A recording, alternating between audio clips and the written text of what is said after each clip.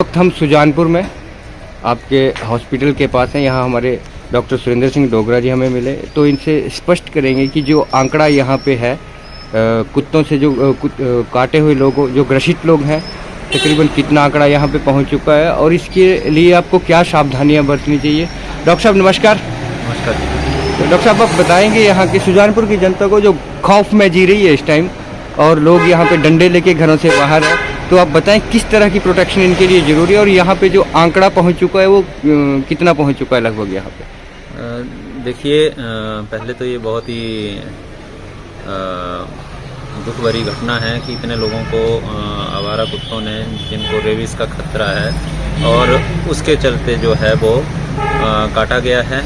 मैं medical officer association अध्यक्ष और संयुक्त कर्मचारी महासंघ उपाध्यक्ष होने के नाते आज आपको यहाँ पर सिर्फ और सिर्फ इतना ही बता सकता हूँ कि इसके बचाव के लिए कैसे क्या कार्य किए जा सकते हैं और किस तरह से जो है यहाँ प्रशासन को भी यहाँ पे इन्वॉल्वमेंट देके उन ऐसे आवारा कुत्तों को जो है वो कैप्चर करके उनको एक सुरक्षित केज में लेकर उनको अलग स्थान पे ले जाना चाहिए। बाकी जो आंकड़े जो हैं वो हमारे जो अधिकारी हैं, उच्च अधिकारी हैं, वो आपको बता सकते हैं पूरी तरह से, लेकिन जो अभी तक कल तक का जो आंकड़ा आया था वो था लगभग 27 से ऊपर आंकड़े थे और जिसमें आज रात को जैसे मेरे को खबर मिली है और जो जिस तरह से पता चला है तो लगभग और भी लोगों को उस कुत्ते ने काटा है, तो लगभग मेरे को लगता है 35-40 नंबर हो चुका होगा। इसके चलते मैं सिर्फ और सिर्फ लोगों को ये एहतियात बरतने के लिए कहूँगा कि जैसे थोड़ा दूरी बना के रखें और इस तरह से जब जो डॉग बाइट होता है उसमें जो है जल्द से जल्द अस्पताल का रुख करें, वहाँ पे ARV वैक्सीनेशन करवाएं और जब कोई ज़्यादा बड़ा जख्म घाव जो कटने के कारण हो जाता है तो उसमें हमें फिर इम्यूनोग्लोबिन भी लगाना पड़ता है उसके जख्मों के अंदर, ताकि कोई भी ऐसा संक्रमण जो है ना फैले। और साथ के साथ और भी चीज़ें जो हैं वो इसके ARV वैक्सीनेशन के साथ होती हैं, वो हॉस्पिटल में आकर ही अपना उपचार करवाएं।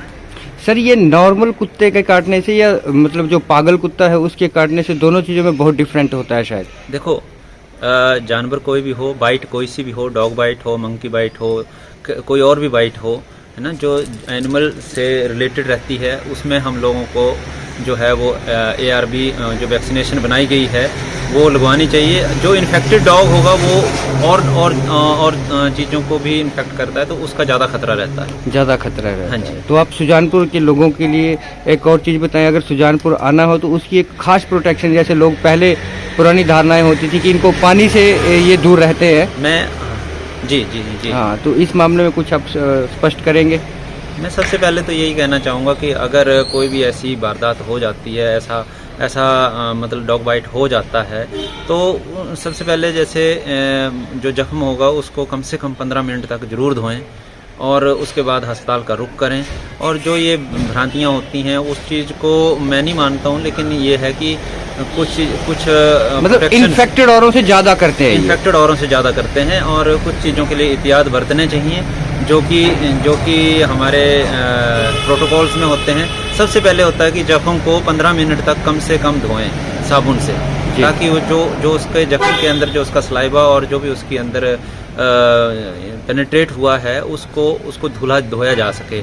ये जैसे हमारे लोकल लोगों में गुड़ मंत्राना, ये ऐसी धारणाएं हैं कि गुड़ मंत्रा के जो है वो डॉग बाइट को ये चीज़ें नहीं हैं। आज की डेट में 21वीं सदी में हम जी रहे हैं, हमें कई चीज़ों की आधुनिक तौर पर जो है वो खोज कर चुके हैं, तो उस चीज़ का भी हमें थोड़ा ध्यान रखना चाहिए।